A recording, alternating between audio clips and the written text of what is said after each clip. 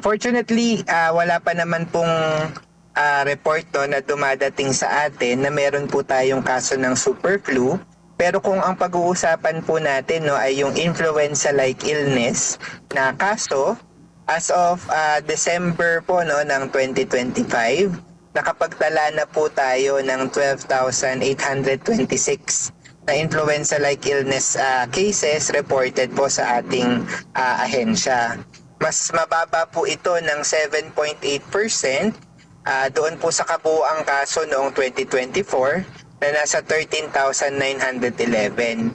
Gayunpaman, dahil patuloy po no, yung nararamdaman natin na pabago-bago ng panahon, mainit po sa umaga tapos sa gabi po ay medyo malamig, inaasahan natin na meron pa po tayong mga influenza-like illness na case po no, na mare-record habang nasa ganitong panahon pa po tayo. Although hindi pa po final yung ating pong report no, patungkol dito, at patuloy po nating kino-coordinate sa ating pong mga reporting unit para makita po natin yung bilang ng mga influenza-like illness yung January 2020.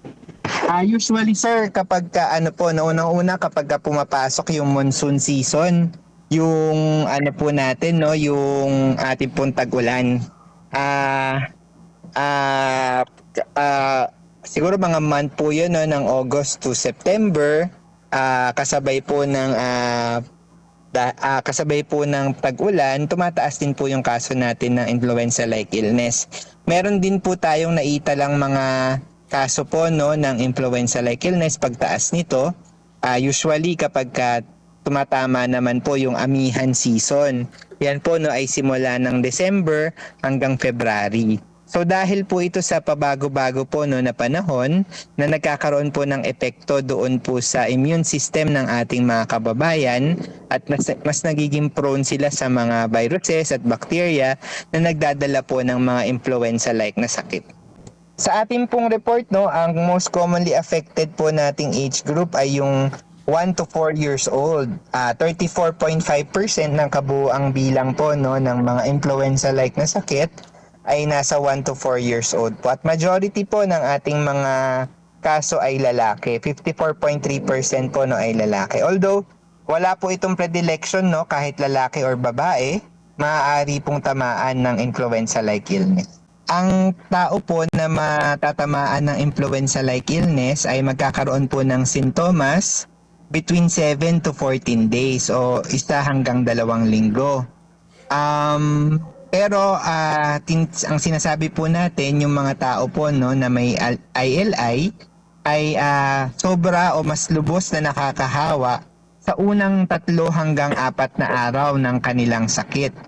So dapat yung mga pasyente po natin, unang araw pa lang po no, na meron po silang makitang sintomas, ay mag-isolate na po sa kanilang mga bahay nang hindi na po makahawa ng iba, or hindi naman po kaya no, ay pumunta na po sa pinakamalapit nating mga ospital at health center para makapagpa-check up.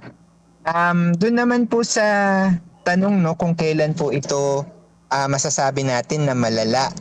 May mga makikita po tayong sintomas katulad po ng hirap sa paghinga at yung iba po natin no, ay hindi na po talaga makahinga dahil po sa sakit na ito. So kapag ito na po yung nakikita natin sa ating mga pasyente, napaka-importante na dalhin na po agad natin sa pinakamalapit na ospital para mas mabigyan po ng tamang medical attention para po sa ating mga pasyente. Unang-una po no, ang payo ng Department of Health, magsuot po tayo ng face mask, lalong-lalo na po no, kung pupunta tayo doon sa mga lugar kung saan meron pong matao at masisikip na instances.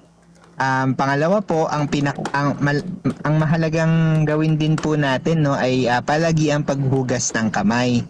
Kung hindi man po sabon at tubig, pwede po natin gamitin yung mga alcohol-based hand sanitizer para manatili pong malinis ang ating mga kamay. Pangatlo po, ugaliin din po natin no, na siguraduhin na maganda po ang ventilasyon o yung airflow po no, doon sa mga lugar kung saan tayo mamamalagi, katulad po ng ating workplaces, ng eskwelahan at ng ating mga kabahayan. At panghuli, siguraduhin po natin na kumpleto yung bakuna against flu virus ng ating mga pamilya, dahil ang bakuna po laban sa flu ay nagbibigay po ng karagdagang proteksyon para hindi po tayo magkaroon ng malulubhang komplikasyon dahil po sa mga influenza-like illness.